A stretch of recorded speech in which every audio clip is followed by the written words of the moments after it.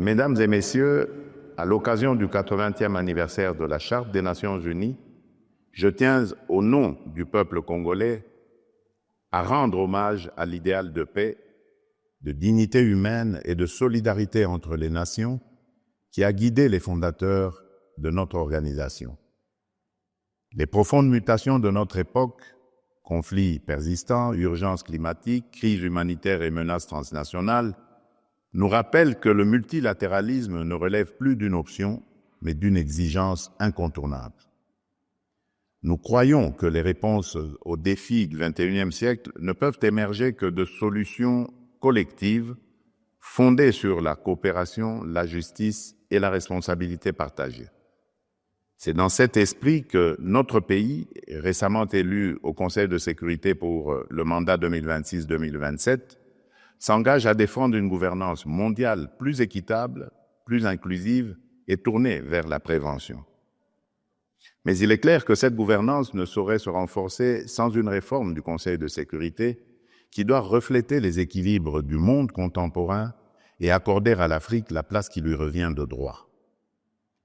À l'heure où l'intelligence artificielle et les technologies de pointe redéfinissent nos sociétés, l'humanité franchit un cap historique.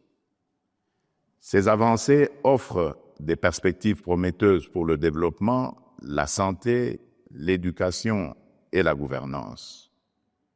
Mais elles s'accompagnent aussi de nouvelles formes d'injustice.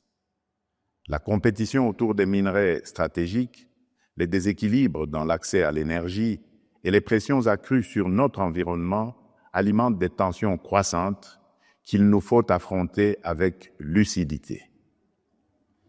80 ans après son adoption, la Charte des Nations Unies demeure une référence universelle.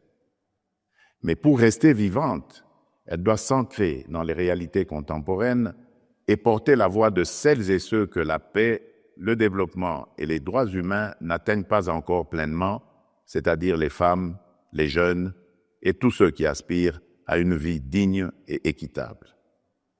La République démocratique du Congo appelle à un multilatéralisme rénové, au service des peuples, enraciné dans la vérité, animé par la justice et cimenté par le respect mutuel.